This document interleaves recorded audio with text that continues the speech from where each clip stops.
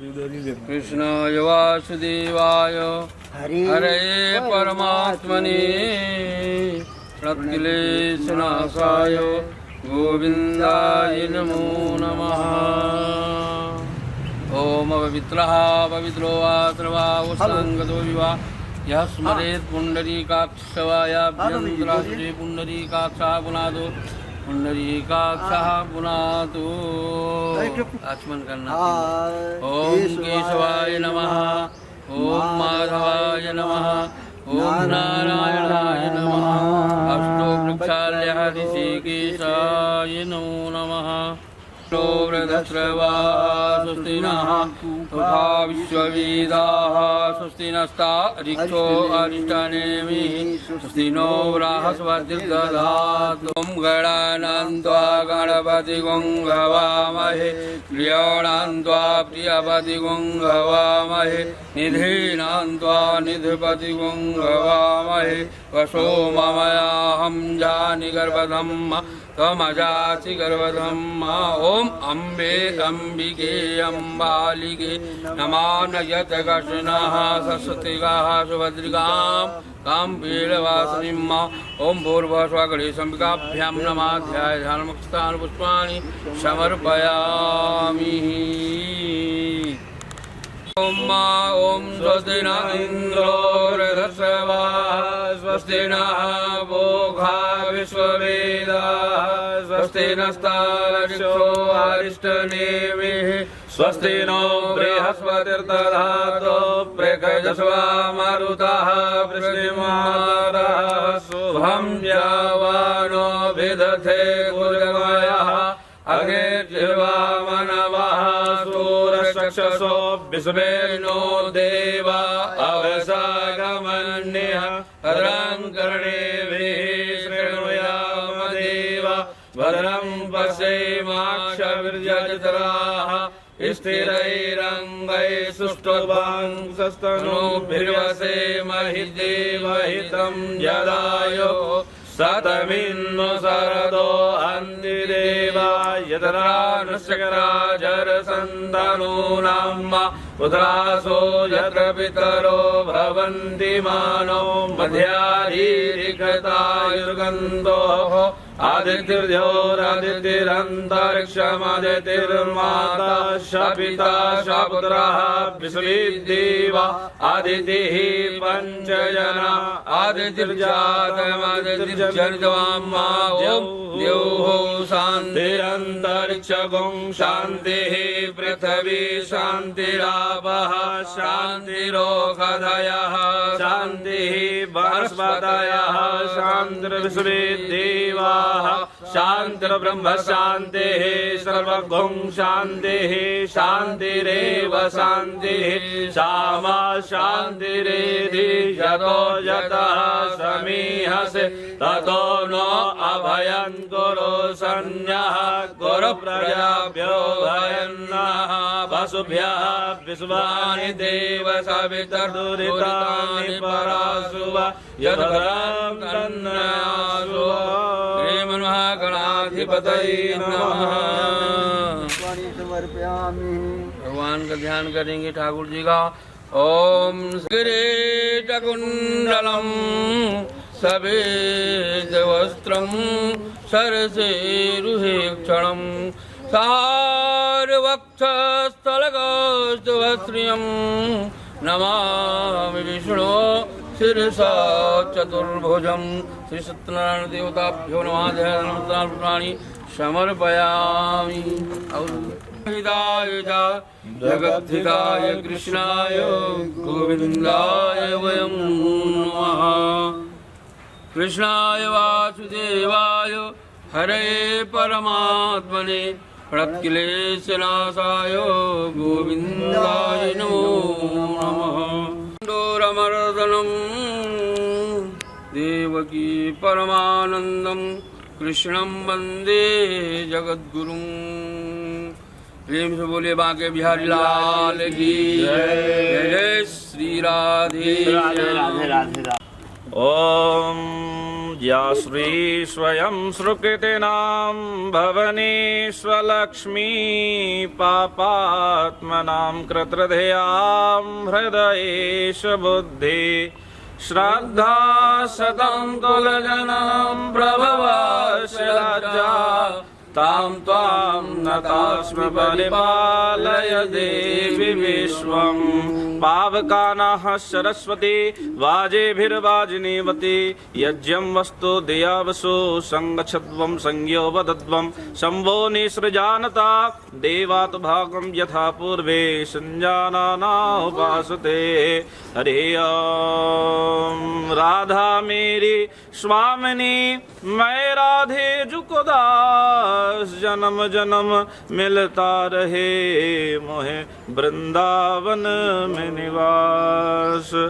शांताकारं भुजगशयनं पद्मनाभं सुरेशं विश्वाधारं गगनसदृशं मेघवर्णं शुभांगं लक्ष्मीकान्तं कमलनयनं योगिनिर्वाणगम्यं वन्दे विष्णुर्भवभयहरणं सर्वलोकैकनाथकं।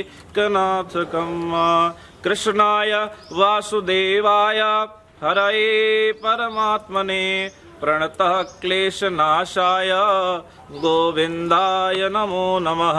नीलाम्भुजगश्यामलकोमलाङ्गं सीता समारोपितवामभागं पाणमहाशायकचारुचापं नमामि रामं रघुवंशनाथं।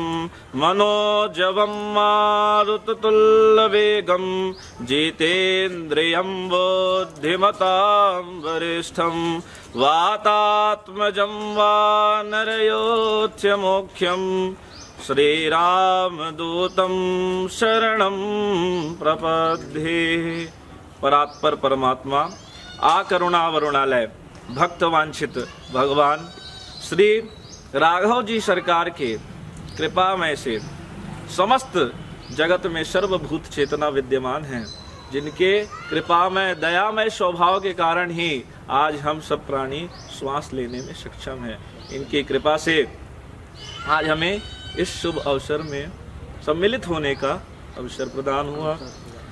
आइए हमारे जितने भी भूदेव ब्राह्मण हैं उनको प्रणाम करते हुए भगवान के चरणों को पाद कमलों को हम बारंबार प्रणाम करते हैं और अनंत बलवंत श्री हनुमंत लाल जी महाराज के भी पाद कमलों को बारंबार प्रणाम करते हुए कथा के में प्रवेश करते हैं। प्रेम से बोलिए श्री लक्ष्मी नारायण भगवान की जय। अथ प्रथमोऽध्याय श्री सुतोवाचा।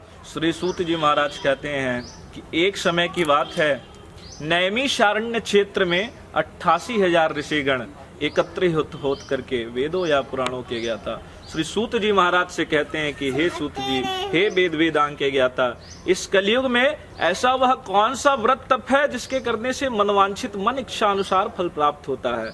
तब वेदों व पुराणों के ज्ञाता श्री सूत जी महाराज कहते हैं कि हे ऋषिगण, आप सभी धन्य हैं जिन्होंने प्राणियों के कल्याण के लिए ऐसा उत्तम प्रश्न किया है। एक बार ऐसा प्रश्न भगवान नारायण से नारद जी ने कहा था, वही आपको सुनाता हूँ, ध्यान पूर्वक सुनिए।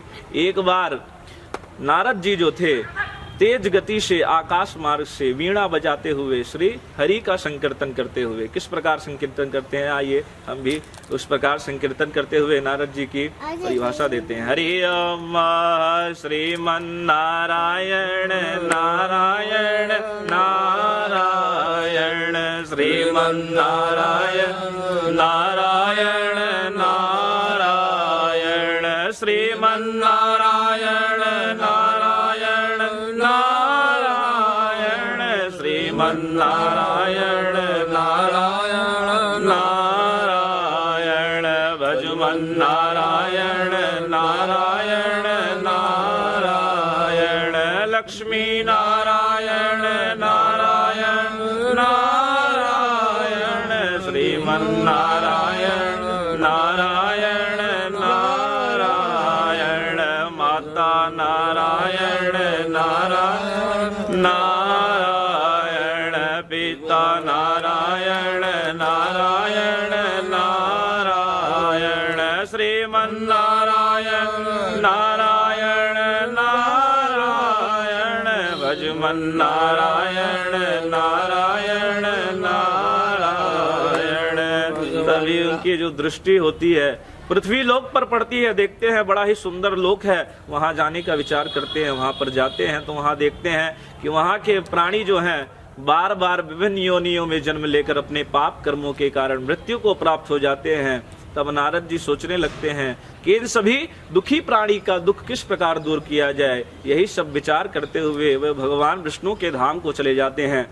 यहाँ पर देखते हैं भगवान विष्णु शेष शैया पर विराजे हुए हैं। वे शंख चक्र गदा धारण किए हुए हैं, गले में वलमाला पड़ी है। नारद जी ने ऐसे स्वरूप को देख करके बारंबार भगवान के चरणों में प्रणाम करते हैं। कहते हैं शांताकारं भुजगशयनं पद्मनाभं सुरेशं विश्वाधारं गगनसदृशं मेघवर्णं शुभांगं लक्ष्मीकान्तं कमलनयनं योगिध्यानगम्यं वन्दे विष्णु भवभयहरणं सर्वलोकैकनाथं। कहते हैं हे प्रभु, आपका ना आदि है, ना मध्य और ना ही अंत है। हे सर्वात्मा के आदिकरण, मैं आपके ऐसे दिव्य स्वरूप को देख करके बारंबार नमस्कार करता हूँ। प्रणाम कर। नारद जी की ऐसी स्तुति सुन करके विष्णु जी मुस्कुरा करके कहते हैं कि हे नारद, तुम्हारे मन में अवश्य ही कोई ऐसी बात है जिसके कारण तुम यहाँ पर आए हो। तुम्हारे मन में क्या है, सब कुछ वृत्तांत पूर्वक विस्तार पूर्वक बताओ। तब नारद जी कहते हैं कि हे प्रभु, अभी मैं पृथ्वी लोक पर गया था। मैंने वहां देखा कि वहां के लोग बार बार विभिन्न योनियों में जन्म लेकर अपने पाप कर्मों के कारण मृत्यु को प्राप्त हो जाते हैं। हे भगवान, यदि आप मुझ पर कृपा रखते हैं, मुझसे प्रेम करते हैं, तो इन सभी दुखी प्राणी का दुख दूर करने का कोई सुगम एवं छोटा उपाय बताएं, ताकि इन सब के जीवन से इन्हें मुक्ति मिल सके। कि हे नारद, तुम श्रेष्ठ हो, साधु हो, प्राणियों के कल्याण के लिए तुमने बड़ा ही उत्तम प्रश्न किया है। जो मैं व्रत में बताने जा रहा हूँ वह स्वर्ग और मृत्यु लोक दोनों में ही दुर्लभ है, किंतु तुम्हारे स्नेह के कारण मैं इस व्रत से संबंधित पूरा विधि विधान बताता हूँ। तब नारद जी कहते हैं कि हे प्रभु, विस्तार पूर्वक बतलाइए। तब भगवान कहते हैं कि हे नारद, श्री सत्यनारायण का विधि पूर्वक व्रत करने से व्यक्ति को तत्काल ही सुख की प्राप्ति होती है और अंत में प्राणी मोक्ष को अधिकारी होता है। अतः नारद जी कहते हैं कि हे प्रभु, किम फलम किम विधानम च कृतन केव तद्व्रतम मां। कहते हैं कि हे प्रभु, इस व्रत को किस प्रकार करना चाहिए, इसका क्या फल होता है, इसको किस प्रकार करना चाहिए, यह भी विस्तार पूर्वक बताएं।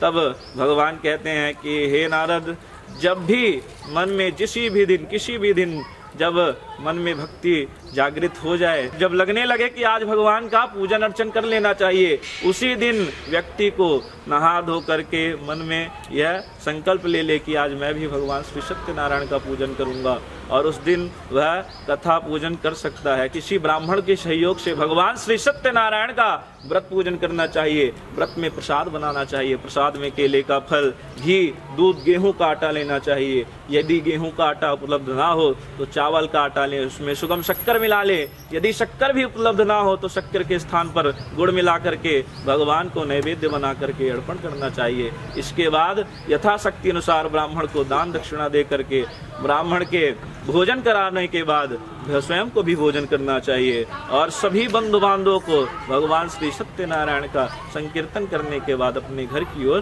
प्रस्थान करना चाहिए। जो भी इस प्रकार इस भूमंडल पर, पृथ्वी लोक पर भगवान श्री सत्यनारायण के कथा को विस्तार पूर्वक सुनता है, वह अंत में प्राणी मोक्ष को अधिकारी हो जाता है। यही वचन भगवान नारायण ने नारद जी को कहा था। इति श्री स्कंद पुराणे रेवाखंडे श्री सत्यनारायण व्रतकथायां प्रथमोऽध्याय संपूर्णः।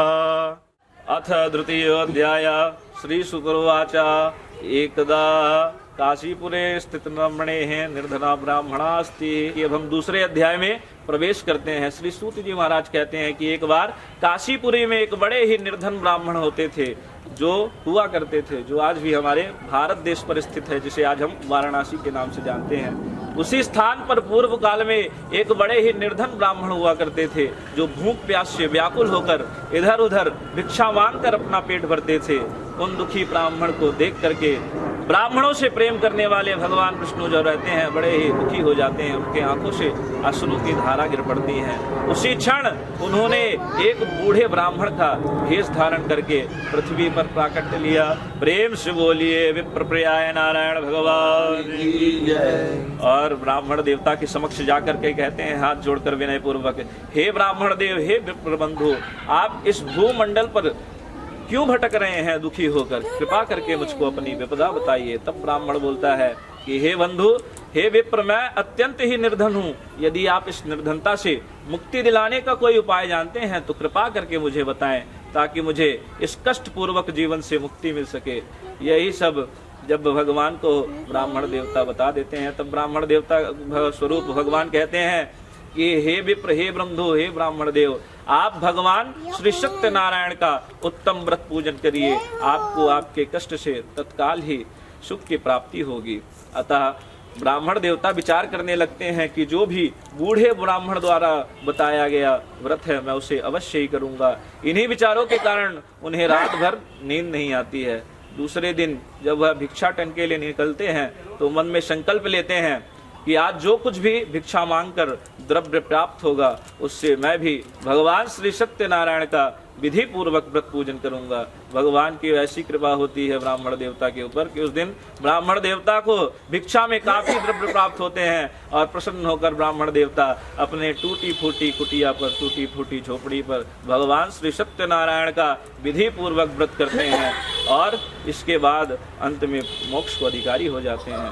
तब ऋषिगण जितने भी एकत्रित हुए थे सूत जी महाराज से पूछते हैं कि हे मुनि श्रेष्ठ, हे श्री सूत जी महाराज, अब यह बताएं कि ब्राह्मण के बाद आगे चलकर किन किन लोगों ने इस व्रत को किया, यह जानने की हमारी प्रबल इच्छा है। तब श्री सूत जी महाराज कहते हैं कि एक बार वही ब्राह्मण देवता धन धान्य से भरपूर होकर अपने कंचन महल में, सोने के महल में भगवान श्री सत्यनारायण का व्रत पूजन कर रहे थे कि उसी मार्ग से प्रतिदिन एक लकड़ी बेचने वाला लकड़हारा लकड़ियां जंगल से काट करके शहर की ओर बेचने के लिए ले जाया करता था। अचानक वहां पर सोने का महल देख करके, स्वर्ण महल देख करके सोचने लगता है, विचार करने लगता है कि अवश्य ही किसी राजा ने इसे कार्य को करना प्रारंभ किया होगा। कुछ दिन पहले यहाँ एक ब्राह्मण देवता की टूटी फूटी झोपड़ी हुआ करती थी।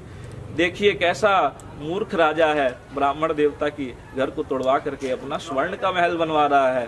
अतः इन्हीं विचारों के कारण और उसे बड़ी ही प्यास लगी थी और प्यास बुझाने के उद्देश्य से जब ब्राह्मण देवता के महल में प्रवेश करता है तब देखता है कि वही ब्राह्मण देव जो टूटी फूटी कुटिया में रहते थे उसी महल में भगवान श्री सत्यनारायण का विधि पूर्वक व्रत करते हैं। उसे लकड़हारे को बड़ी ही उत्सुकता होती है, प्रसन्नता होती है। तब ब्राह्मण देवता से हाथ जोड़कर विनय पूर्वक बोलता है कि हे ब्राह्मण देव, आप अत्यंत भक्तिभाव से किस देवता का पूजन कर रहे हैं, कृपा करके मुझे बताएं और इस पूजन से क्या फल प्राप्त होता है। तब ब्राह्मण देवता कहते हैं कि हे भाई लकड़हारे, आज जो कुछ भी मेरे पास धन धान्य सुख वैभव सब देख रहे हो सब इन्हीं की कृपा से है।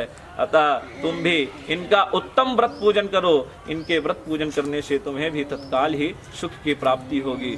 अतः ब्राह्मण देवता का बात मान करके लकड़हारा प्रसाद लेता है भगवान का तथा जल पीकर बाहर आता है और अपने लकड़ी के गट्ठर को उठा करके सर पर रख करके शहर की ओर बेचने के लिए चला जाता है और चलते चलते रास्ते में संकल्प लेता है कि आज जो कुछ भी लकड़ियां बेचकर धन प्राप्त होगा उससे मैं भी भगवान श्री सत्यनारायण का व्रत पूजन करूंगा।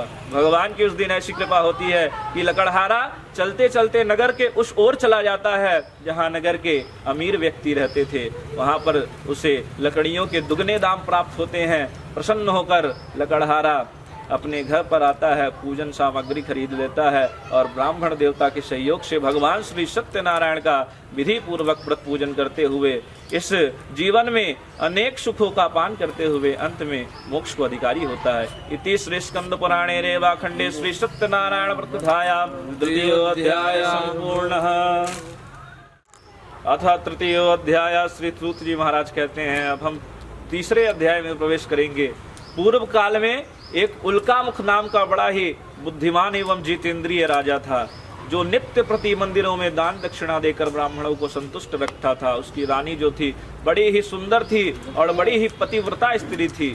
अतः एक दिन दोनों राजा रानी भद्रशिला नदी के तट पर भगवान श्री सत्यनारायण का व्रत पूजन कर रहे थे कि उसी समय एक साधु नामक वैश्य, साधु नाम का बनिया, नाव को समुद्र के किनारे पर लगाता हुआ दिखाई पड़ता है। अतः पूजन में व्यस्त राजा रानी के निकट जाकर के राजन से हाथ जोड़कर विनय पूर्वक कहता है कि हे राजन, आप यहाँ पर किस देवता का पूजन कर रहे हैं और यह पूजन आप क्यों कर रहे हैं? कृपा करके मुझको इसका कारण बताइए। तब राजन कहता है कि हे साधु नामक वैश्य, हम यहाँ पर भगवान श्री सत्यनारायण का व्रत पूजन कर रहे हैं। अतः मैं एक राजा हूँ, भला राजा के पास किस चीज की कमी हो सकती है? मेरे पास आज राज्य, पाठ, सुख, वैभव सब कुछ है, किंतु एक संतान ना होने के कारण, निसंतान होने के कारण मुझे सब कुछ व्यर्थ सा लगता है। इसीलिए मैं भगवान श्री सत्यनारायण का पुत्र की प्राप्ति की कामना लेकर के पूजन कर रहा हूँ।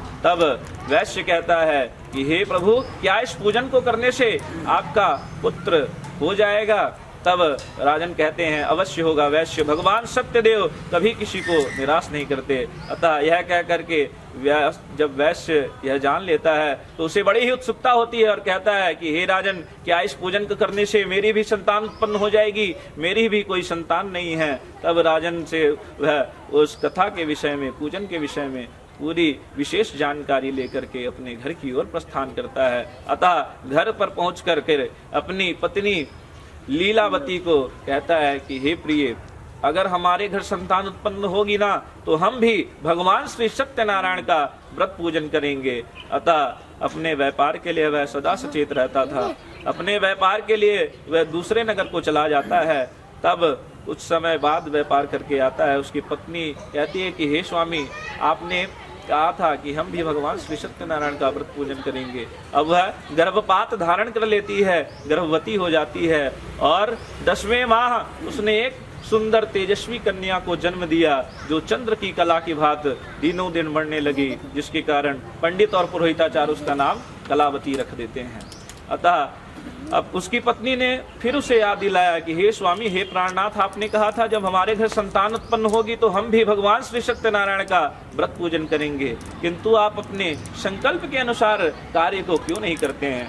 तब कन्या साधु कहता है, जो बनिया था बड़ा ही कंजूस किस्म का था, कहता है कि हे प्रिय, हम कन्या के विवाह के समय यह कार्य कर लेंगे। अतः अपने काम के लिए वह पुनः दूसरे नगर को चला जाता है। इधर कन्या तेजी से शयानी हो रही थी और जब व्यापार करके कुछ साल बाद वैश्य पुनः अपने घर को लौटता है तो कन्या को जो था सहेलियों के साथ विचरण करते देखा तो उसे याद आया कि कन्या तो शयानी हो गई है, अतः शीघ्र ही इसका विवाह कर देना चाहिए। अपने दूतों को आज्ञा देता है कि मेरी कन्या के योग्य वर तलाश करके लेकर के आओ। दूत उसकी आज्ञा पाते हैं और सर्वप्रथम संपन्न नगर को जाते हैं, जहाँ से वे बड़े ही गुणवान और सुंदर वैश्य पुत्र को अपने साथ ले आते हैं। साधु नामक जो वैश्य था अपने बंधु बांधव सहित वैश्य पुत्र को देख करके उससे वार्तालाप कर करके जब संतुष्ट हो जाता है तो कुछ समय बाद विधि पूर्वक अपनी कन्या का विवाह उसके साथ कर देता है। लेकिन दुर्भाग्यवश उस समय भी वह भगवान श्री सत्यनारायण का व्रत पूजन करना भूल जाता है। परिमाण स्वरूप भगवान सत्यदेव रुष्ट हो जाते हैं। उसी क्षण भगवान उसे श्राप देते हैं कि हे वैश्य, तू घोर कष्ट को प्राप्त हो जा। अच्छा, कुछ समय बीत जाता है। कुछ समय बाद व्यापार के लिए वैश्य सोचता है कि अब चलना चाहिए।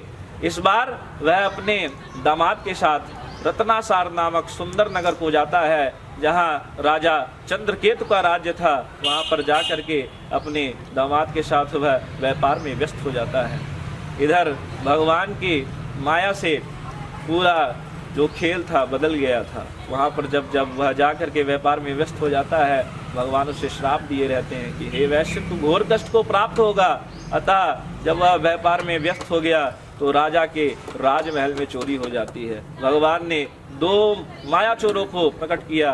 माया चोर जो रहते हैं राजा का धन चुरा करके भाग जाते हैं, आलोप हो जाते हैं। पीछे पीछे राजा के सिपाही लगे हुए थे। राजा का धन जो था, जो चोर चुरा कर ले जा रहे थे, जहाँ वैश्य और उसके दामाद ठहरे हुए थे, वहीं पर धन छोड़ करके आलोक हो जाते हैं, अंतर्ध्यान हो जाते हैं और पीछे पीछे राजा के सिपाही लगे हुए थे। तो चोरी के अपराध में उन दोनों वैश्यों को बंदी बना लेते हैं और हर्षित होकर राजा के समक्ष ले जा करके पेश करते हैं। कहते हैं कि हे राजन, राजमहल में चोरी करने वाले 2 चोरों को हम पकड़ ले आए हैं, आप देख करके आज्ञा दें। राजा ने भगवान की माया से ना ही उन्हें देखा और ना ही कुछ सुना और आज्ञा दे देता है कि इन दोनों बंदीगृह को कारागार में डाल दिया जाए। अतः भगवान के शाप के कारण इधर उसके घर में भी जो वैश्य था, वनिया था, उसके घर में भी सारी संपत्ति चोर चुरा कर ले जाते हैं। उसकी पत्नी और पुत्री शरीर से रुग्ण होकर चिंतित अवस्था में घर घर अन्न के लिए भटकने लगती हैं। पहनने ओढ़ने की क्या कहें, घर में खाने के लिए एक अन्न का दाना तक नहीं था। अतः ऐसी ही हाल उसकी पुत्री कलावती का भी था।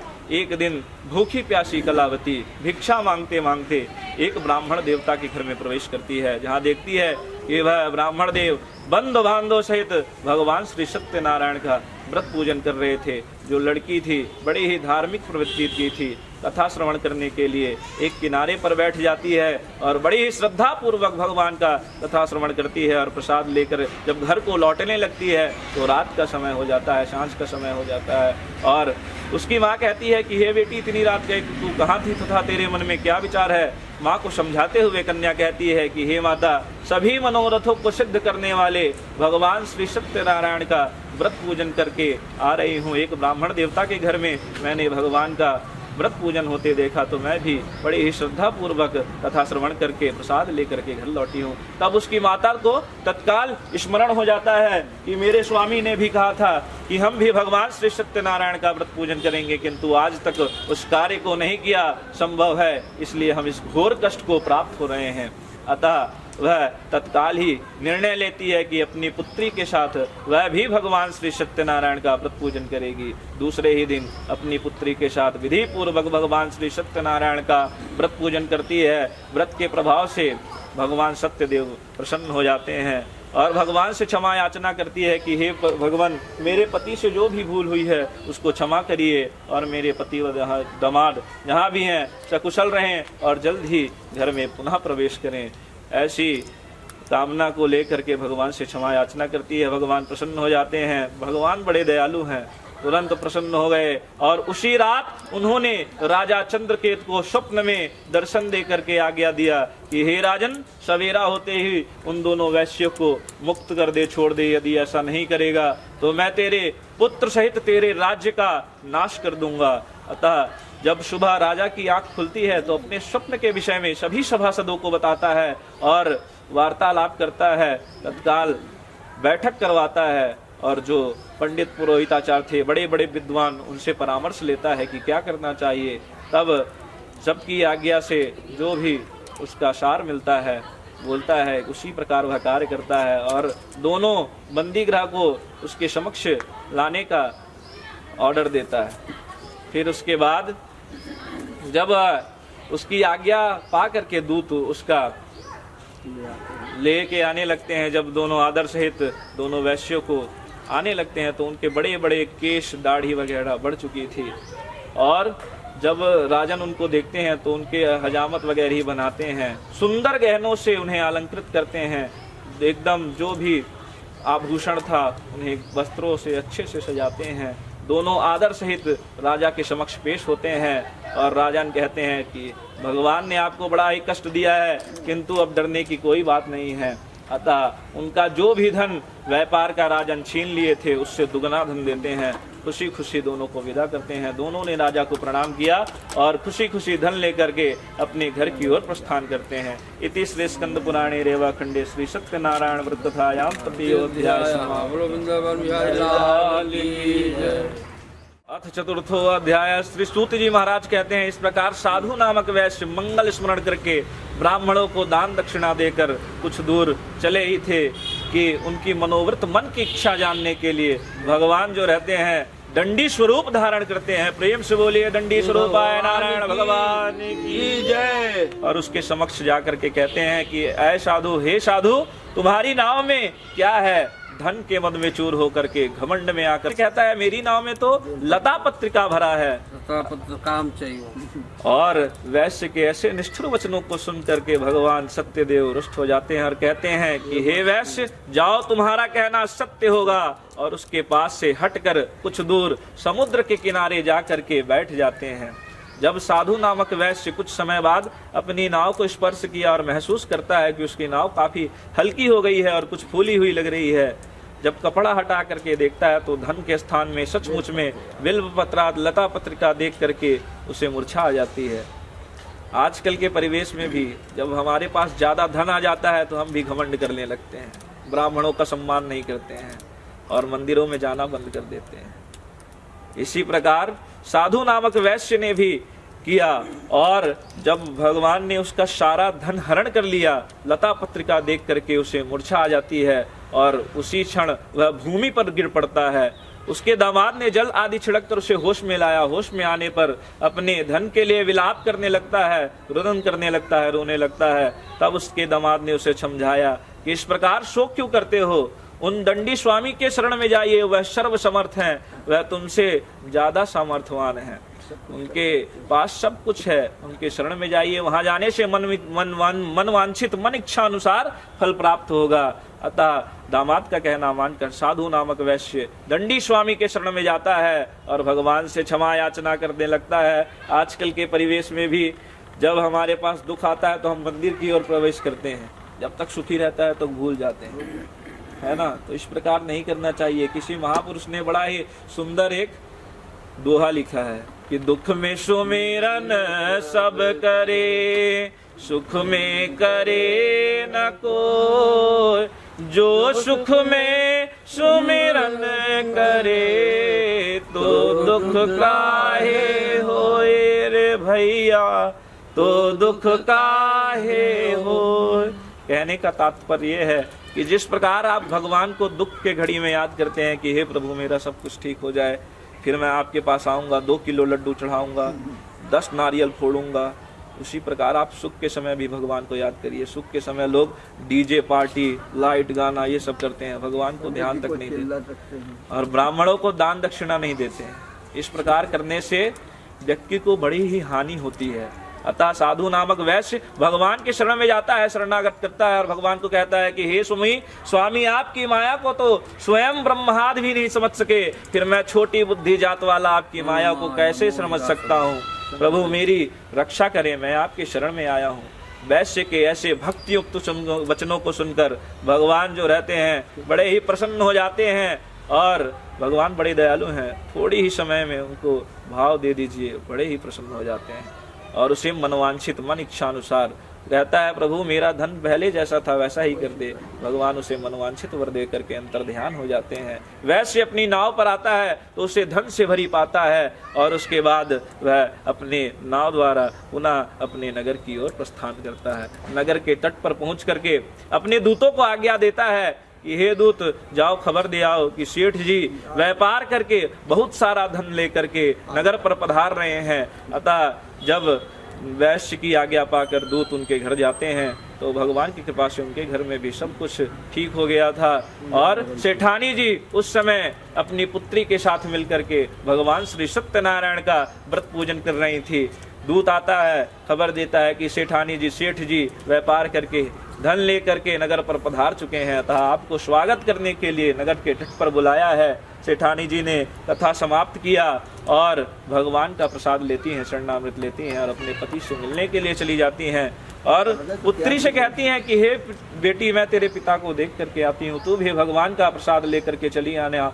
कन्या अपने पति से मिलने के लिए इतनी व्याकुल हो चुकी थी कि उसने भगवान का प्रसाद त्याग करके अपने पति से मिलने चली गई, जिसके कारण प्रसाद का अपमान होता देख भगवान सत्यदेव रुष्ट हो जाते हैं। उसी क्षण उन्होंने धन से भरी तथा नौका को तथा उसके दामाद को जल में डुबो दिया। पूरे नगर में हाहाकार मच जाता है कि नाव सहित दामाद कब और कैसे गायब हो गए।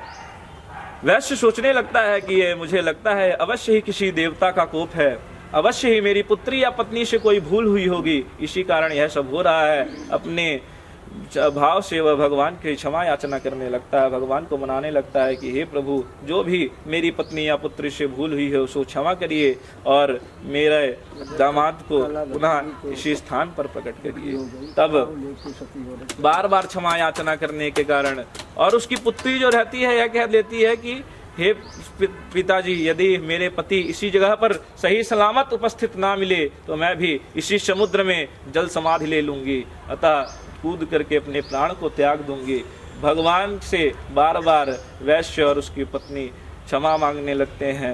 भगवान बड़े दयालु हैं। उसी क्षण उन्होंने आकाशवाणी की, भविष्यवाणी की, हे वैश्य, तेरी पुत्री मेरे प्रसाद का अपमान करके अपने पति से मिलने आई थी, इसी कारण इसके पति तथा धन से भरी नौका को अदृश्य कर दिया गया है। यदि यह पुनः मेरा प्रसाद लेकर के मुझसे यहाँ पर उपस्थित हुई तो इसका पति उसी जगह पर सही सलामत उपस्थित मिलेगा, इसमें कोई संदेह नहीं। अतः यह भविष्यवाणी उसकी पुत्री भी सुन रही थी। वह तत्काल ही घर को जाती है और भगवान का क्षमा याचना करती है, भगवान से क्षमा याचना करती है और प्रसाद लेकर के घर की ओर प्रसाद लेकर के तत्काल आती है तो उसका पति उसी जगह पर सही सलामत उपस्थित मिलता है। यह सब देख करके पूरे नागरिकों को बड़ी उत्सुकता होती है और पूरे नगर में खुशियां मनाई जाती है। तब से उस वैश्य ने प्रत्येक माह की पूर्णमासी तिथि को भगवान श्री सत्यनारायण का व्रत रखना आरंभ कर दिया और संक्रांति के दिन भी इस व्रत को करता हुआ